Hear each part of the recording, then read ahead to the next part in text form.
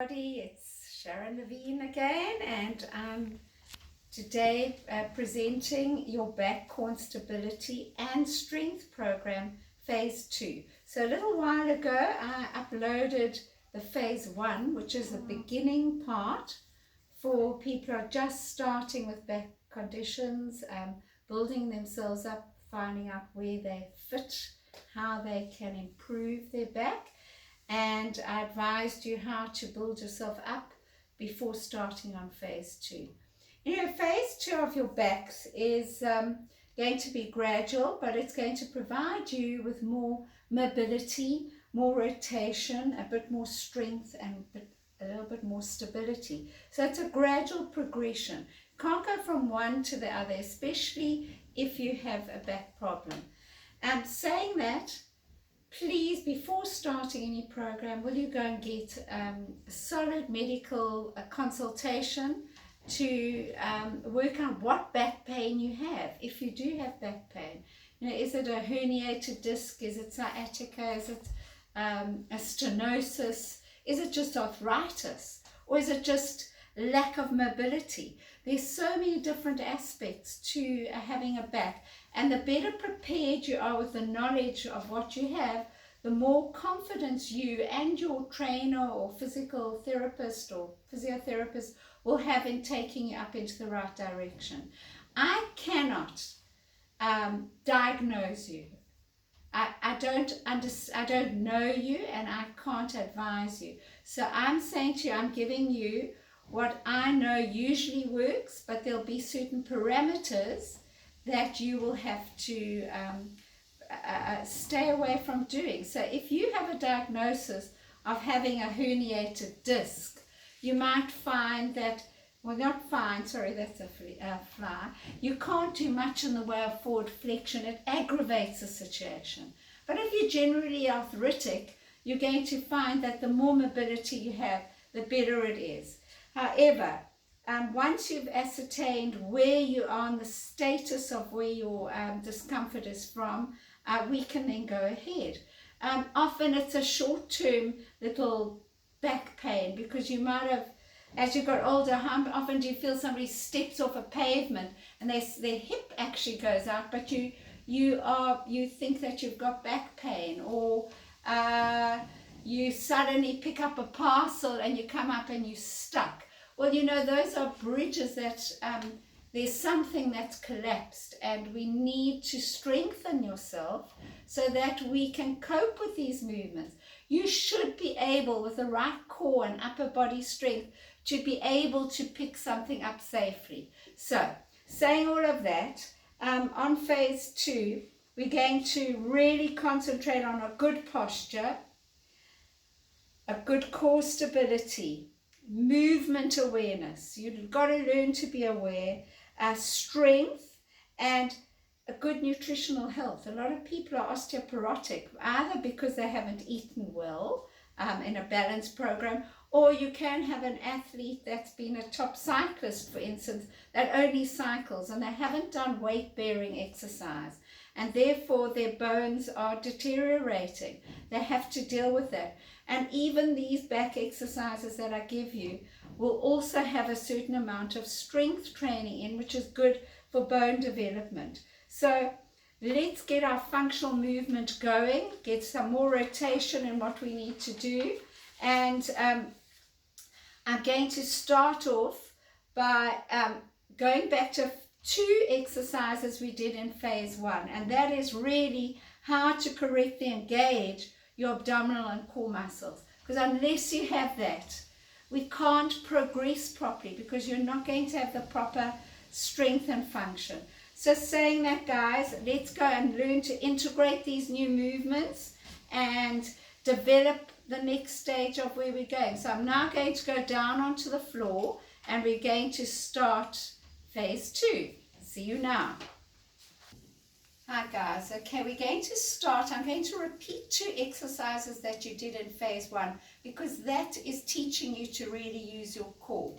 So the first exercise we're doing is to engage your transversus abdominis, which is that deep muscle that runs around, it's like a girdle that runs around you, and how to learn to stabilize yourself whilst doing particular movements.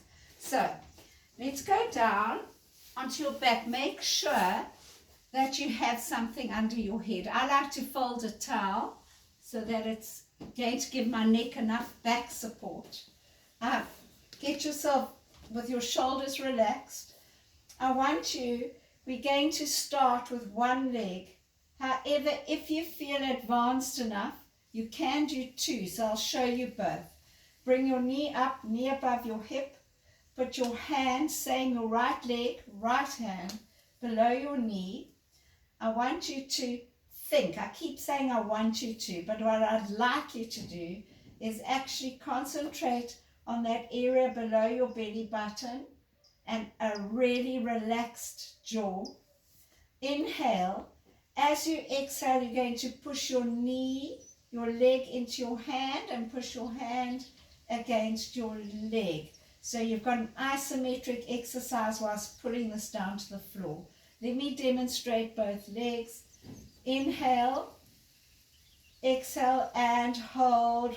1, 2, 3, 4, and relax it. Take up the other leg, get a good position. Think of the deep muscle we're working. Inhale, exhale, and push.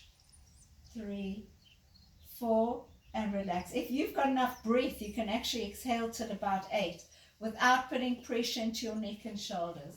The next advanced stage of this would be try and do it with both legs in a 90-degree angle, both hands. It's a bit more advanced, so start gently, and you would have learned it in phase 1. Inhale, exhale, and push both legs in against both hands. No neck and shoulders. Keep them down. Pull it in. Feel that engagement of your ribs pulling down towards your hip bones. And relax either gently. If you've got a bad back, this is not a good idea. Rather have your hands gently behind your legs and have a gentle hold and take it down one and the other.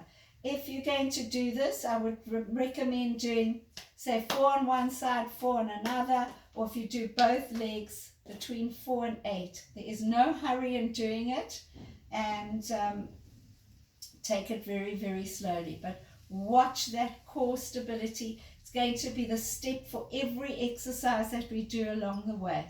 I'm then going to now take you into the next exercise, and it will also involve abdominal core stability.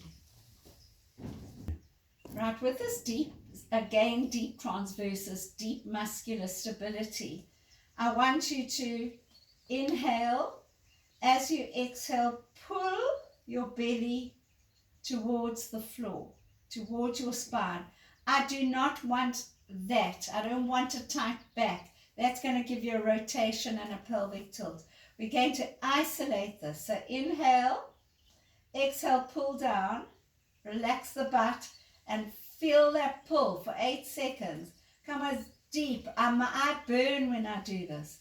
And we need these muscles for bladder control, for leaking, for holding you when you jump, and release it. You're going to do one more. You're going to do at least 4 to 8 of these. I'm just doing one more as a demonstration. Inhale, exhale, and pull down. On the pull down, remember long neck, relax your jaw, relax your butt, and focus on this core. Hold it for 8 counts and relax it slowly. So you're going to build up between those things. Okay, the next exercise I do for sciatic pain. So it's usually the lower back going down. It's a pain that you feel like you're collapsing, a numbness. So I would like you to get a chair or the end of a bed or something. I'm short, so I'm quite lucky. I would like you to get this extension. We call it flossing, for lack of another word. I want you to sit upright. Now you can I have to sit towards the end of the chair because I'm not tall enough. And I would like you, in fact, what you need to do is possibly put, because I'm short, so I'm not straining my other leg, my hips are square. We need to keep that square. Now, I'm sitting upright. I'm going to inhale. As I inhale, I'm going to take that weak leg and extend the leg whilst I slump down, my head forward, chin to the chest, and get a bit of a roll. Now, holding that position, if there's an extreme neural pain that you get into your leg, then just ease it up a little bit. It's the one time I allow a little bit of discomfort. And as you bring your knee down, you're going to extend your head up. That's one way of doing it. But I prefer you to do it in a more of an opposing way, okay? So that is one way if you're feeling very stiff, but for the way to get the best extension out of your back, as you extend your leg now, I want you to lift your head up and draw it up towards the ceiling, okay, and it'll be harder on your back. So I want you to inhale and extend the leg and exhale as you hold that position with your shoulders down. There's an extension. If there's neural pain, hold it for about 8 seconds. Hold it, shoulders down. And as you bring your head forward, you bring your knee down to recover and hold it for a few seconds. So we're going to inhale, extend it up, and get a good extension of your back. If you can't hold it and need more support, you're welcome to put your hands behind as you get an extension of that back and slump it forward. That's good. I find it's actually generally you can do just the side that affects you. However, I like balance as well. So let's use the other side because often pain's on one side, but there's restrictions on the other. So I'm only going to do the extension. So inhale, extend up, hold. Don't hold your breath. You're exhaling here. And exhale and bring your head forward as you come down. You don't want too many of these, really. Just a few. Let's go again. Inhale, extend it. It's quite tiring on the back, but feel that extension. Lift your head, push your hips forward and your chest forward, and ease it down and relax into a bit more of a slump. It sort of feels like it's taking the pressure off your back, but I don't want playing with your back. That's very, very different. I don't want your spine, your lumbar spine moving backwards and forwards. It's very controlled. Right, now for the next exercise, so you can put your chair. Right, guys, the next exercise I call a dead bug exercise. It's basically engaging your transversus and your core throughout the whole movement. It's very good for strengthening and stabilizing of the core and the pelvis. But we're going to do 2 movements. So you've got to test what your ability is like. I'm not quite sure. So basically, head supported, legs up into a 90-degree angle. I like my palms up to the ceiling. It helps me keep my shoulders down. Now, watch the engagement below the belly button. Inhale, and I'm going to lower, keep that arc, my heel to the floor, and exhale by pulling, continuously pulling in through my abdominals while I exhale. So it's going to be inhale, exhale. Inhale, keep pulling down, stabilize all the time, and one more inhale and exhale, but no pressure in your neck, please. To take that to the next level would be to get a little bit more strengthening, if you're able to, through the hip. As you inhale, you're going to take that leg down and exhale. Inhale, exhale. Now, it's quite a lot more difficult, so you're able, if you need to secure your back and help hold, Take 2 fingers behind the leg that stays big. So go inhale, exhale. That might help you stabilize. Inhale and exhale. I'll do it again. Please notice there's no movement here. Inhale, exhale, and no pressure on my neck. Inhale and exhale. And to release, just get a bit of a release. And as I said to you before, I don't want any of this right now. Just a very gentle release. One leg down when you're finished and the other. And I do again between 4 and 8 of those till you build yourself up. And now we go. Next step up. It's all about getting more strength and power when we're working in phase 2. This next exercise is a static bridge exercise. Again, focusing on that core stability. Hands down. Inhale, exhale, and curl yourself up so that you've got a stable bridge. Legs shoulder width apart, feet evenly on the floor. Feel the rib controlling through here. Now, inhale and exhale and stretch one leg. Hold, 2, 3, 4, and take it down. Some of you might have to curl down in between each one and start back up into that bridge again. Inhale, exhale, hold, 2, 3, 4, take it down and curl down one vertebra at a time, please. If you have to break it, it's important to curl down. So there's a lot of activation going through the glutes and the hamstring. I'll demonstrate again.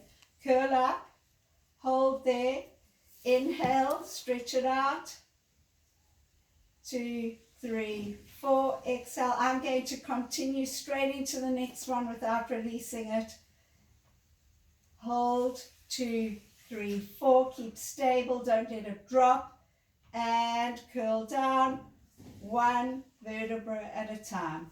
And again on this, I would suggest 4 to 8 exercises because it's quite tiring when you're building up. Right guys, so you should actually, from what we've already done, feel quite connected in your core and pretty warm around that area. Okay, now we're going into a bird dog, which is a typical back rehab, hip rehab exercise, but we take it up in phase 1. I showed you, I'll demonstrate it again. Hands underneath your shoulders, knees underneath your hips. We would go right arm, left leg, lift up. If you're not mobile enough in your shoulders, it's difficult to get that arm right up, but we'd hold it and then come down and then change. Left leg, arm, right leg, lift up and up. I like to build it up in stages, so be careful here that you don't lift your head up, that you've got a nice neutral spine and you're pulling up through the abdominals, and then relax. For phase 2, we are going to do same arm, same leg. So I want you to take your right arm forward, your right leg back, and I want you to lift up. And that's difficult, you'll see, to do both together. So take one arm and then stretch that up. If you can't do that, I want you to take your left leg and your right arm, hold it here, and then this is the safest. The other one is a bit too advanced. I want you to bring your knee in a little and your elbow in and stretch out. Bring your knee in, hi Anna, and stretch out. Now again, if you have a herniated disc, don't try and bring your knee in too far forward, and then you're going to change. So you'll see the importance of trying to do things on the same side. It takes a lot of power. So best you always do it in an opposite. I demonstrated how hard it is to lift the same side. So now we're going to change sides. I'm going to take my right arm forward, my left arm forward, right arm underneath me, my right leg back, and I'm going to lift up, hold that position, pull my belly towards my spine. Inhale to bring it in. Remember, if you've got a herniated disc, don't arch. Keep that straight. And exhale. And I do 2 on each side. In and stretch it out and try and get that leverage through the arm. Get it up next to your ear if you can, and extend the leg out and come down and release it out. I would suggest also 4 to 8 of those on each side, so that you can start building up the power in your upper arm and get that strength that we need in our torso. Okay, next. Okay guys, I'm now going to take you into a plank position, and from a plank into a downward dog.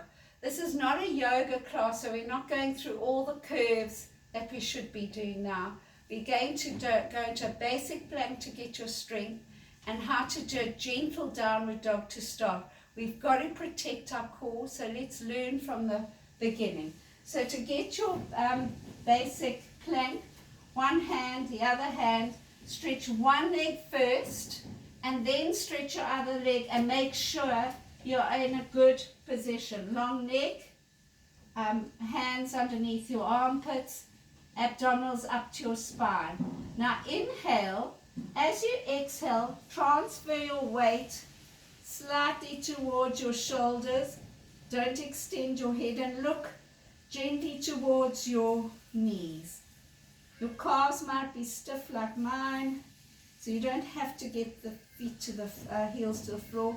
If you want to, or your back is sensitive, bend your knees a little bit and stretch back a bit further. That's it. And then stretch back out and ease it down. And I would recommend 4 of those, but I'm going to repeat one more time. One leg back, the other leg back. Hold the position for a while for a plank.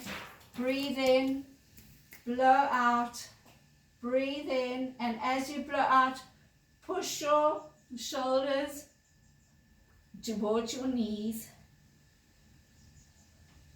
Keep pulling your abdominal wall right up towards your spine.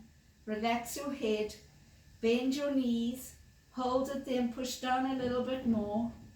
And then to get out of that position, to finish your position, come down onto your knees if you don't have a knee problem. So that's really great to mobilize the upper back and start getting upper back strength together with the flexibility through the legs, the hamstrings, the glutes as well. Okay, now I spoke about getting some more some more rotation through your hips and your spine. So we're doing a bit of external rotation. You'll feel it working right into your obliques and your core. You're usually in a pretty safe position. My arm is usually like that, and I'm going to rotate. If you've got a bad shoulder, just keep your hand on your shoulder so there's not too much leverage. That is a bigger lever, and that's an even bigger lever. So shorten it for now. So I want you to go into your starting position, again on all fours, and equal 4, neck relaxed. I want you to bend that arm, so you're leaning evenly distributed onto your left arm, tummy up to your spine. Inhale and rotate to look up. You'll feel it right through, right into those lower ribs, and exhale, come down. Other side, pull up. Inhale, exhale, pull the spine up to your abdominals, up to your spine, and come down. And again, inhale, hold it there now for a few seconds. Hold it. Feel that hold, hold, hold, hold. Pull in through the core, and exhale, come down.